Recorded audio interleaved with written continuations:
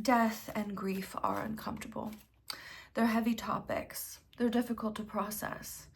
And in tarot, the death card is probably the most misunderstood and the most feared card in the entire deck. People try to soften death by calling it other names, by rebranding it. They call it transformation, they call it rebirth. But sometimes death is just death. Sometimes it's just the end.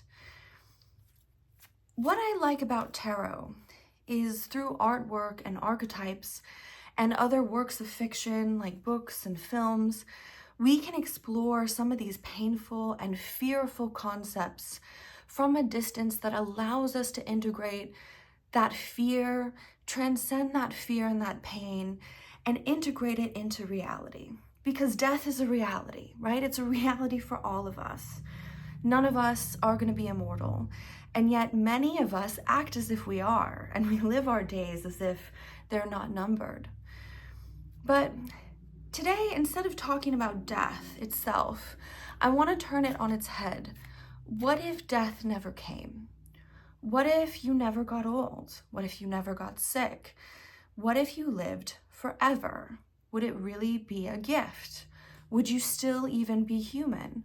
Would the things that you value as a human, your love, your relationships, your connections, the way the wine tastes so sweet, or the musical melody sounds so beautiful, would that still have its same beauty and that still joie de vivre of life if you lived forever? So today I was thinking about that, and it reminded me of the 1994 film Interview with a Vampire. It's based off this book written by author Anne Rice.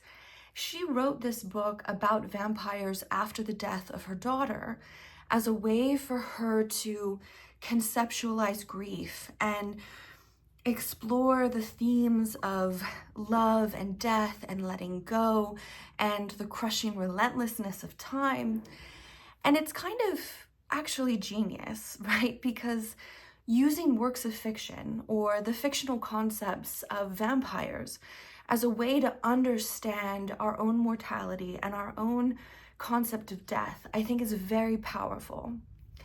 So today, I wanted to pull some tarot cards on the movie Interview with a Vampire to see what wisdom or insight tarot has to say about that movie, to see if I can learn anything new using tarot as an analysis.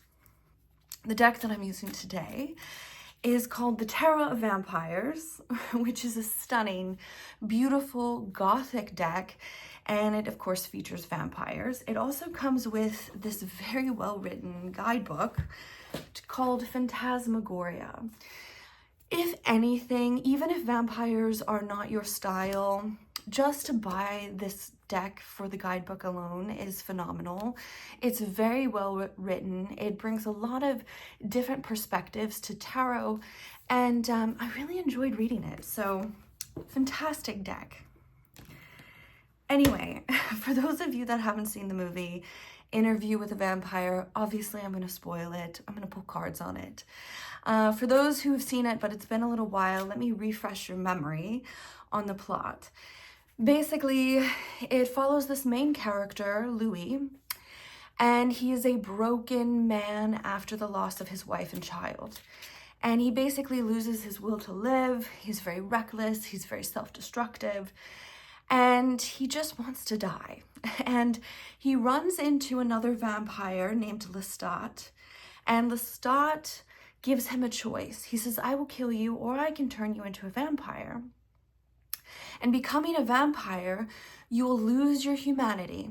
You won't care about the loss of your wife and child. You will be numb to pain. You will be a predator. Do you want to be a vampire instead? Do you want to escape your suffering? Is basically the offer that Lestat gives Louis. And Louis says yes. And so he becomes a vampire. But he becomes a vampire, but finds being a murderous predator very difficult. He feels like in order to really become a vampire, he has to lose his humanity, and he doesn't want to do that. He doesn't actually want to lose the things that matter the most to him. And even though he's suffering, right, in his grief and his loss of connection to humanity, he realizes that at least suffering is better than being a void. It's better than being cold and feelingless and empty. So he refuses to kill humans. And he says, I'm going to live off of the blood of rats and mice and that kind of thing. I'm going to drink animal blood instead of human blood. And it causes him to suffer. And Lestat, he feels like he's losing Louis, right? He wants Louis to be in a relationship with him. So he decides to take this 5-year-old girl named Claudia and turn her into a vampire, and he and Louis are now her like vampire dads, so to speak. And now that Louis is a vampire dad, he's now kind of stuck with Lestat. She was almost kind of like a save the marriage baby, if you think about it. So he and Lestat and Claudia, they go around the country drinking blood and killing people for many, many decades. And eventually she gets to the point where she never grows up. She's constantly a child. Her body, because she's a vampire, is never going to grow old. She's never going to mature. She's always going to be stuck a child. And she's always going to be dependent on Louis and Lestat forever, for eternity. And she's never going to be her own woman. In fact, she's never going to be a woman at all. And when she comes to this realization, she is filled with anger and resentment and rage. And she decides to take her rage out on Lestat, who's the one who made her a vampire, by trying to murder him. She poisons him and then dumps his body in the swamp. And she and Louis flee, and they go to Europe to get away from everything and kind of start a new life. In Europe, they run into a coven of vampires. And the leader of this coven, his name is Armand. And Armand and Louis kind of have this connection. I wouldn't say it's soulmate, but it's like a potential homoerotic like interest, where Armand understands that Louis wants to keep his humanity. He doesn't want to be a predator. He feels sorry for the people that they kill in the act of becoming a vampire. And he understands that his connection with Claudia, his vampire daughter, is kind of what keeps a little bit of his own humanity alive. However, the coven are threatened by Claudia because she killed Lestat, and so they decide that her punishment is going to be death. And they lock her in a basement and they expose her to sunlight, and she turns into a pile of ashes. When Louis sees that Claudia has been killed, it breaks him. It breaks him. Everything that he thought that was meaningful in his centuries of existence has now vanished, and he is adrift. He has no family, he has no connections, and he flies into this rage of revenge, and he kills everybody in the vampire coven except Armand. And Armand says to him, you know, we could be together, we could be partners. And Louis basically notices that Armand allowed them to kill Claudia so that Louis could be his. And so he rejects Armand, and he consigns his life of traveling the world alone, desolate, adrift, and just enduring his fate of suffering, basically. And at the end of the movie, he finally gets to see a sunrise, but not a real one. It's one in cinema, it's one on the movies. And we find out that he's trying to share his story, but his story doesn't really have the same ending or meaning that you would expect. And Lestat at the end of the movie is still alive. And that's basically a quick plot summary of Interview with a Vampire. If you haven't seen the movie, or if it's been a while, I definitely recommend it. So Louis is definitely a tragic figure, and his kind of balance, his struggle between being a human and being a vampire and struggling with the concepts of immortality, I thought were really interesting. So I'm going to pull some cards to see what tarot can give us insight or wisdom about mortality, love, relationships, grief, death, like what's going to come up. Okay, let me get my cards together. So the first card I'm going to pull is to represent Louis himself. If we just had one card out of the entire deck to represent Louis's character, what would it be? So we can understand him. All right, I got the Ace of Scepters. This is a very passionate card. It's very intense. If you read the guidebook Phantasmagoria, it talks about the Eight of Scepters being like the essence of will. It's someone who's very headstrong, they're very passionate, they're very insightful, they're very powerful, and it's illustrated by a cross that's been lit aflame.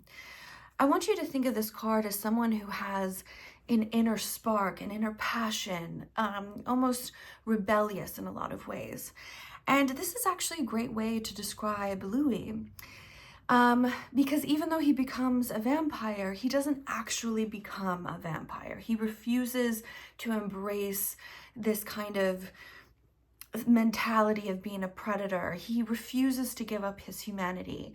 And even though it causes him a lot of suffering and pain, he would much rather still have that. He's very stubborn. He'd much rather have that pain than be devoid of it and not be a human at all. So yeah, that's a great way of describing him. Very intentional, has a lot of will, rebellious. The next card I'm going to pull is, what is Louis' greatest challenge? Like throughout the movie, what is the thing that he struggles with the most? Let's see. Aha. I got the reverse Two of Grails. Now, in tarot, this is connected to the Two of Cups. But in Tarot of Vampires, the reverse Two of Grails is about feelings and relationships and emotions. And yeah, the reading is totally spot on. Louis struggles with feelings and emotions and partnerships. His deep emotional bonds are actually one of the things that causes him the most drama and suffering in his life. Not just in general, but literally every character that he tries to have some kind of relationship with, it is represented by imbalance and toxicity of the reverse Two of Grails archetype. So when Two of Grails is upright, this card means love, partnership, connection, very positive. When it's reversed, it means the opposite. This energy is corrupted.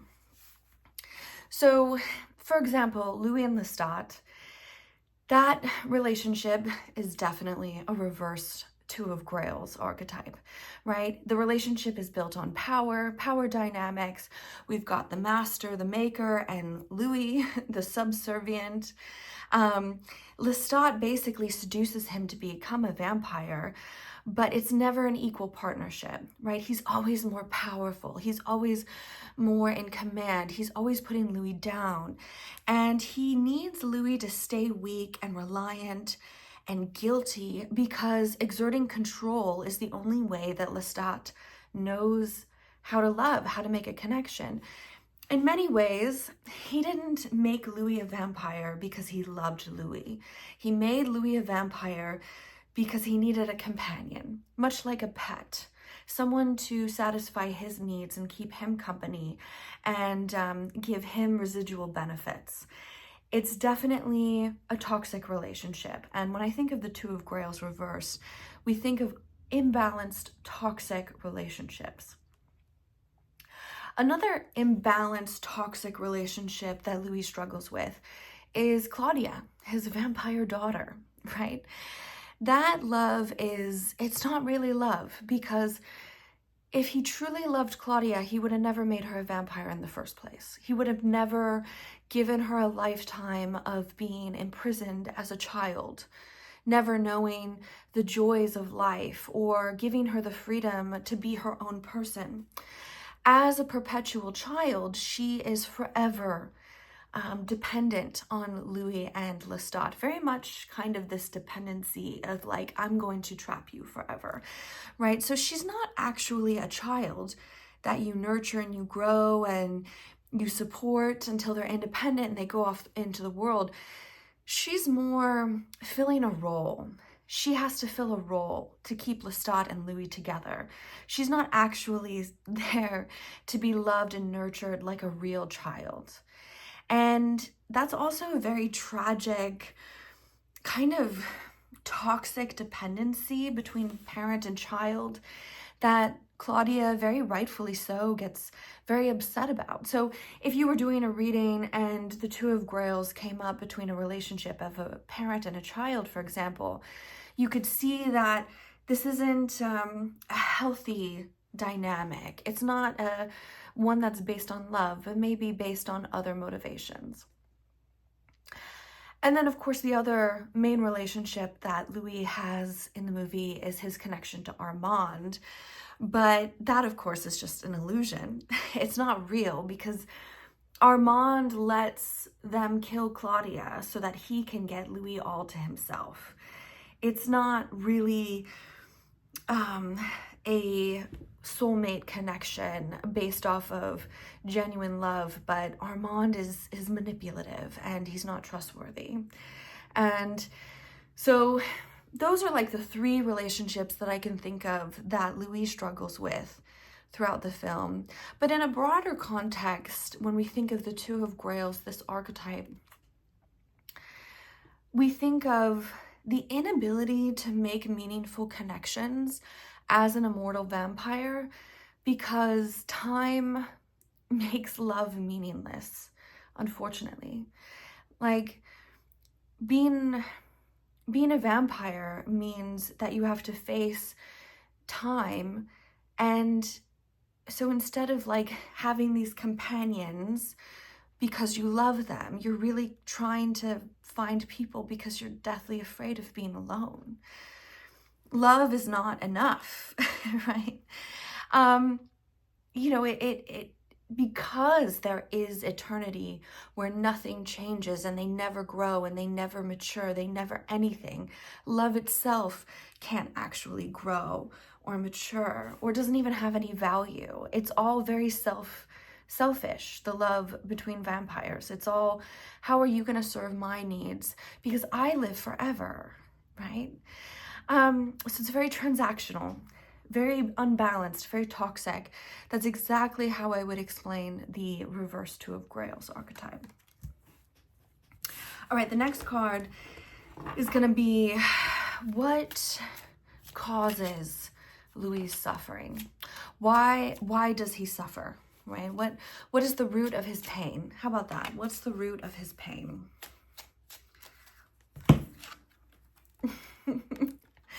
Oh, tarot is so funny. I got the reverse Wheel of Fortune. Now, this is literally perfect because the Wheel of Fortune means time, cycles of time, fate, destiny, but the wheel of time, so to speak, the turning of time, the turning of seasons, when we go from, you know, weeks to months to years to centuries. And I got this card reversed. So when the Wheel of Fortune is reversed, this archetype is almost like being stuck in time, being trapped in time. And I definitely feel like the root of Louis' suffering is because he never dies. In fact, many times during the movie, he says that he's trapped in his own personal hell. And because he is immortal, he doesn't feel like he can escape. And also because he is immortal, the things that he cares about are taken from him. And the sweetness of being human, the sweetness of life, is elusive to him. He's not able to experience it because time is relentless as a vampire. There's also a scene in the movie where Armand says that he's like the oldest vampire, And Louis says, wait, what about your maker? Or like, what about the oldest vampires? And Armand says, they all end up killing themselves because it's very hard to be immortal, because the relentless, march of time crushes you down. And the world changes, but the vampires don't. And I think that is a wonderful, beautiful, poetic way of describing the Wheel of Fortune reversed, because time is not freedom for a vampire, but it's actually a prison. So it's quite interesting. And when I think about grief and time, actually, and what Anne Rice experienced, losing her daughter, many times when we experience death or the loss of a loved one, it's like time has frozen for them, but the world continues on. And, her daughter is always going to be 5 years old, forever. She's like trapped in that. But yet Anne has to live life, and sometimes experiencing time when you're suffering or through loss or through grief is relentless. And it can be the source of our pain. It can be the source of our suffering. But for vampires, it's the fact that they're never given the hope of reuniting with their loved ones. They're never given a hope of reprieve. It's because they're immortal. They're just stuck in time. And time is not a gift. It's actually quite a curse for these vampires. All right. The next card that I want to pull, let's see. What is Louis' ending? What finally breaks him? What destroys him in the end? And I know he doesn't die in the movie, but what ends his character? All right. I got the Daughter of Knives. Obviously, I feel like this is referring to Claudia, his real vampire daughter in the movie. The Daughter of Knives is a character, so I interpret the court cards as either a personality aspect within ourselves or another person in the movie. So Claudia, she definitely represents the Daughter of Knives archetype. She's smart, she's cunning, she's fearless. But when I think about how her ending destroys Louis, right? Very, very intriguing. Two things pop into my mind. So initially, Louis is like, I'm not going to drink human blood.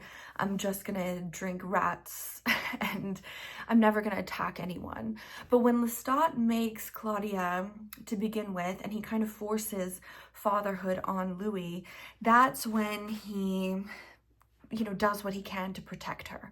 So he gives up on that. And then when she actually gets killed by the Coven in Europe, it breaks him. It ends him as a character. The one thing that he cared about in his existence as a vampire is now gone. Even though they had kind of this toxic parent-child relationship, Claudia's death is really Louis' true ending. Because when Armand allowed Claudia to die, it wasn't just like Louis was losing her, but he was losing everything that made him emotionally alive. After Claudia's death, there's just no point in it anymore for him. And he doesn't have any other reason not to embrace his vampiric nature. His response is fire and destruction, and he kills the Coven.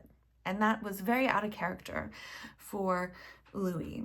So, yeah, Daughter of Knives is very fitting for this. So,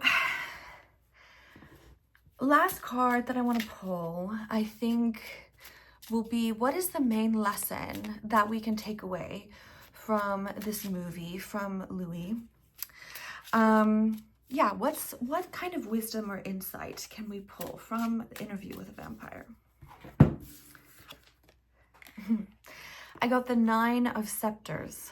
Now, this card really is about resilience and perseverance. It is about not quitting, but I would say it's more like endurance. And when I think about how it relates to Interview with a Vampire, I would say this is about the burden of eternity, the strength to endure as a whole. What is the final lesson that Anne Rice and Interview with a Vampire leave us with?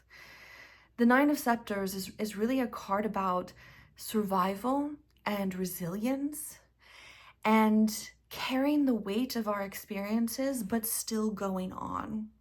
We might not be promised a happy ending, right? Life doesn't promise us happiness, but it does promise strength and survival. And sometimes that's the only way to get through suffering, is just to endure. And I think when I reflect on the concept of Interview with a Vampire as a whole, even though Louis has that passion and that energy and that resilience within him, he struggles and fails a lot with what he thinks is most meaningful, which is relationships, love, and connection. Everything that he loves ends up dissolving or breaking or causing him pain and suffering. And through that suffering, since he's immortal, he has to grind through the persistence of time.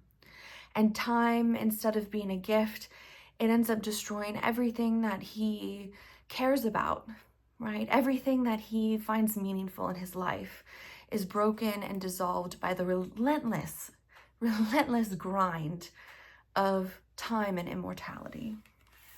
Even his daughter. And he basically is left with the burden to endure. When I think about grief and this card, the Nine of Scepters, I think that it's actually a very beautiful way to describe it, because grief never leaves you. You're never healed, actually. When someone you love dies, that grief, that still frame of life, it never goes away. You don't actually recover from grief. You just learn to endure it. You just learn to bear it. Resilience, survival. You're never fully healed. You never get over the death or the pain of death, but rather you just continue. You just go on. And by going on, that is a form of victory. It is a burden of survival, and in enduring, that is how we survive as humans. Not all wounds heal, not all love saves us, and not all grief fades. In fact, sometimes it doesn't fade at all, and we just endure it. We just endure it. Some pain will stay forever, and some burdens never leave us, and yet we go on. And that is certainly one of the most intriguing lessons, I think, from Interview with a Vampire, and what Louis' character can teach us is, eternal suffering. And if we were really to be free of death, if we really were to live forever and ever and ever, would that actually release our suffering and our pain and our fear? No. No, it wouldn't. But it would take away our feelings of being human, the sweetness of being human, and our ability to endure would be the last thing that would hold on to us. So, yeah. Overall, very interesting reading. Very interesting reading. I think I'll probably do more analysis on death and grief and immortality and that kind of thing. I love the Tarot of Vampires because it is a darker deck, and it does touch on some of these more gothic themes. But you could certainly take some of these archetypes and use it as an example to extrapolate and maybe even talk about other concepts. Like the toxic parent-child relationships, or relationships in which we treat someone like a companion or a pet to satisfy our own needs instead of actually through love. And when parents keep children in a state of perpetuity and they try to infantilize them forever, that's not actual love either.